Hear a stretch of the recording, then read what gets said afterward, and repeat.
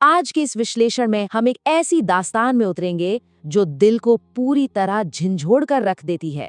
ये कहानी है एक खोए हुए शहजादे की, एक ऐसा पछतावा जहां बेहिसाब ताकत और शान और शौकत एक ही पल में बिल्कुल बेमानी हो जाते हैं। हम यहाँ बात कर रहे हैं हिंदुस्तान के एक महान शासक सुल्तान रहीमुद्दीन खान की, एक ऐसे बादशाह जिन्होंने बाहरी दुनिया तो जीत ली पर अपना सबसे अनमोल खजाना हमेशा के लिए खो दिया।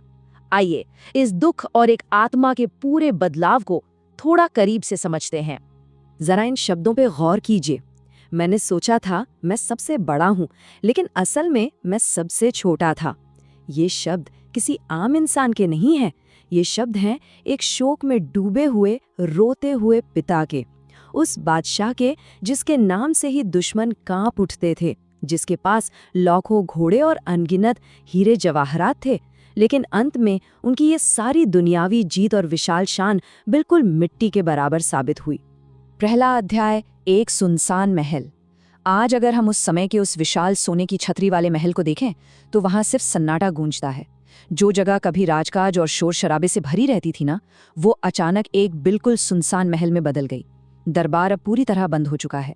दीवारें वही हैं, आईने वही हैं, लेकिन हर कोना अब सिर्फ एक अधूरेपन की दास्तान सुनाता है। ये एक ऐसी शांति है जो सच में बेचैन कर देती है। और इस सुनसान महल के बाग में एक छोटा सा पेड़ है जिसे कभी 8 साल के नन्हे शहजादे अयान ने अपने मासूम हाथों से लगाया था। उसी पेड़ के नीचे आज एक हारा हुआ और पूरी तरह टूट चुका सुल्तान अकेले बैठा है।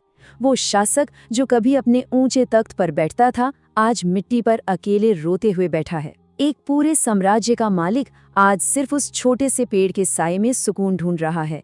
आखिर एक शक्तिशाली सुल्तान को इस हाल तक किस चीज ने पहुंचाया? दूसरा हिस्सा, कल का इंतजार।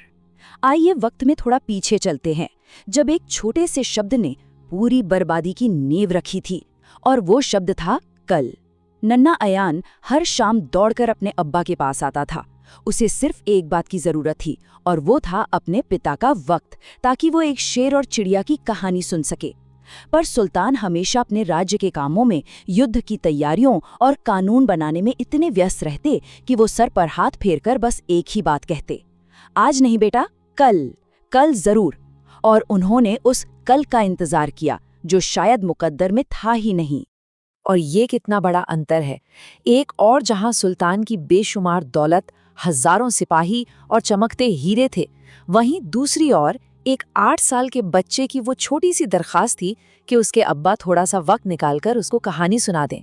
एक तरफ चकाचौंध से भरा इतना बड़ा साम्राज्य है और दूसरी तरफ एक मासूम बच्चे का नजरअंदाज किया हुआ प्यार। सफलता और परिवार के बीच का ये सबसे कठोर और अफसोसनाक अंतर रहना। तीसरा हिस्सा, टूटा हुआ घमंड। समय का पहिया बहुत ही डराने वाले ढंग से घूमा। महल में अचानक एक घनघोर अंधेरा छा गया। एक दिन अचानक से नन्हे अयान को बहुत तेज बुखार ने अपनी गिरफ्त में ले लिया। ज्वर ने उसके छोटे से बदन को ऐसे पकड़ा जैसे वक्त जल्दी से उसे छीन लेना चाहता हो। बेगम नूर रात दिन उसके पास बैठी रोती रहीं। तावीज और दुआओं का दौर शुरू हो गया। उस दिन महल का सारा घमंड और रंगत अचानक से गायब हो गई, और यहीं से सुल्तान का डर बढ़ा और उनका घमंड टूटना शुरू हुआ।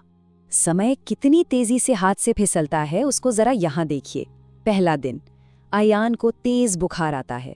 दूसरा दिन, परेशान सुल्तान दुनिया के सबसे बड़े हकीमों को बुलाते हैं, सबसे कीमती दवाइयाँ मंगवाते हैं और अपनी सारी दौलत निछावर करने को तैयार हो जाते हैं, लेकिन कुछ काम नहीं आता।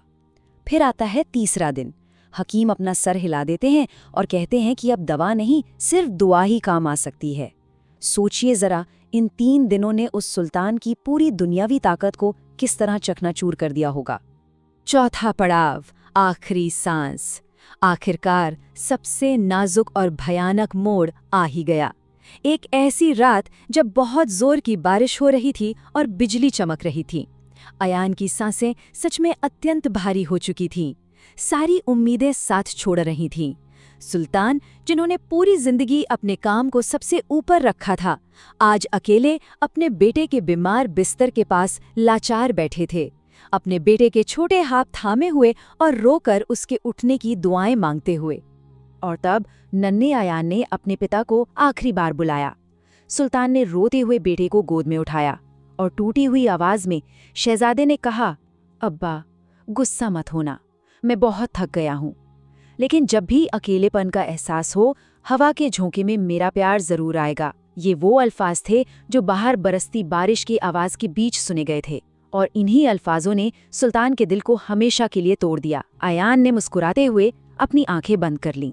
मैं दुनिया जीतने चला था और अपना घर ही हार बैठा।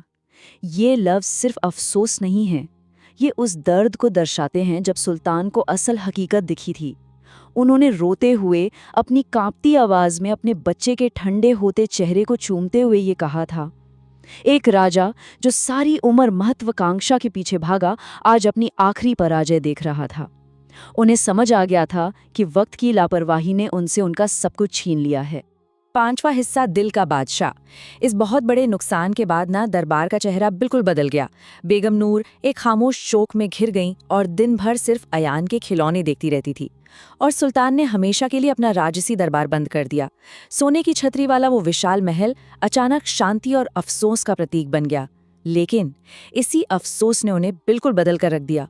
वो अपने इस दुख से सीखकर एक ऐसे शासक बनने की राह पर निकले जिसे बाद में लोगों ने दिल का बादशाह पुकारा। तो असली ताकत आखिर है क्या? वो बिल्कुल नहीं जो किसी विशाल तख्त पर बैठकर मुल्क पर हुक्म चलाए, बल्कि सच्चा राजा तो वो है जो प्यार से अपने बच्चे को गोद में लेकर बैठता है। सुल्तान के इस गहरे पछतावे ने पूरी तरह से उनके ताकत और जिम्मेदारी के नजरिए को पलट दिया था। उन्होंने ये बात अच्छी तरह समझ ली थी कि किसी मुल्क की हदें तय करना तब तक बेकार है जब तक हम उन लोगों की कद्र करना नहीं सीख जाते जो असल में हमारा इंतजार करते हैं। और इस नई सोच का नतीजा सीधा उनके नए कानूनों में दिखा। उन्होंने सारे देश में हर माँ बाप के लिए बच्चों के साथ वक्त बिताने के लिए अनिवार्य छुट्टियां लागू कर दी। उन्होंने हर बेटे और बेटी को अपने वालिदों के पास रहने का मूलभूत अधिकार दिया। सुल्तान ने अपने इस सबसे गहरे निजी दुख को अपनी प्रजा और उनके परिवारों की रक्षा के लिए एक नए कानून और पहचान में बदल दिया। एक बहुत बड़ा फैसला लिया कि जो गलती उन्होंने की है वो उनकी प्रजा में से कोई भी नहीं करेगा। छठा और आखिरी हिस्सा, आज ही प्यार करो। आइए इस विश्लेषण की कड़ी को जोड़ते हुए फिर वापस वर्तमान में उस पेड़ के पास चलते हैं। आज भी जब बारिश का मौसम आता है तो सुल्तान वहीं जाते हैं और आखिरकार उन कहानियों को अपने बेटे की यादों के साथ बांटते हैं जिन्हें उन्होंने हमेशा टाल दिया था। वो उस पेड़ से कहते हैं, आज एक बादशाह और शहजादे की कहानी लाया हूँ बेटा, जहाँ बादशाह को पता चल गया है कि आखिर असली ताकत क्या है। और जब हवा चलती है तो लगता है जैसे अयान आकर वापस मुस्कुराता है। ये उनका वक्त निकालने का एक सच में प्यारा पर दुखद तरीका है। बेगम नूर की एक बहुत ही गहरी और सच्ची बात इस पूरे विश्लेषण का आधार बनती है। एक दिन जब दोनों अकेले थे तो उन्होंने कहा था, वक्त कभी रुकता नहीं, जो लोग पास हैं उन्हें आज ही प्यार करो, कल का इंतजार मत करो।